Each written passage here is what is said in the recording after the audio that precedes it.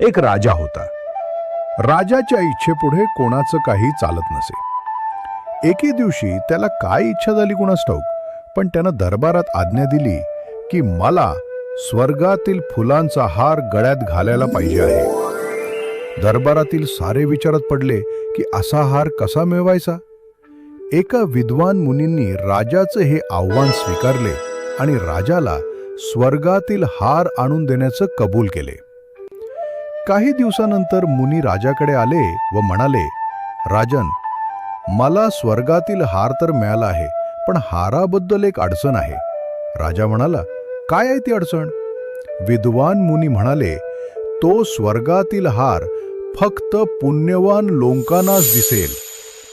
पापी लोकांना हा हार दिसणार नाही. यानंतर मुनींनी राजाच्या गळ्यात हार घालण्याचं नाटक केले व एक दोरी त्याच्या गळ्यात घातली. राजाला कळेना की आपल्या गळ्यात अशी दोरी का घातली आहे. राजा विचारात पडला की आता याला दोरी म्हणावे की हार, कारण दोरी म्हणाले तर पापी ठरतो आणि हार म्हणावे तर दोरी गळ्यात घालून फिरावे लागते. तो काहीच बोलला नाही. त्यानं ते स्वीकार केले व गप्प राहिला. दरबारातील लोकांनीही हाच विचार केला की राजाला जर दोरी घालणे पसंत असेल तर आपण कशाला काही बोलायचे, आणि हार नाही म्हणले तर आपण पापी ठरतो. म्हणून दरबारीही गप्प राहिले. 2-3 दिवसांनी दरबारातील एक जुना सरदार गावावरून परत आला. त्याला या प्रसंगाची काहीच कल्पना नव्हती. त्याने येता क्षणी राजाला विचारले, महाराज, आजपर्यंत मी तुम्हाला हिरे माणिक मोत्यांचा हार घातलेले पाहिले आहे, पण आज ही दोरी का गळ्यात अडकवून तुम्ही फिरताय? झाले.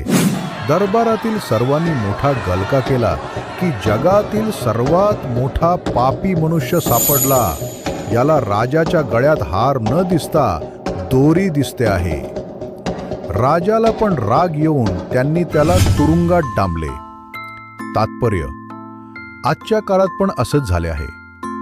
जो कोणी सत्य सांगण्याचा प्रयत्न करतो त्याचे म्हणणे हे दाबून ठेवले जाते व सत्य जगासमोर येत नाही.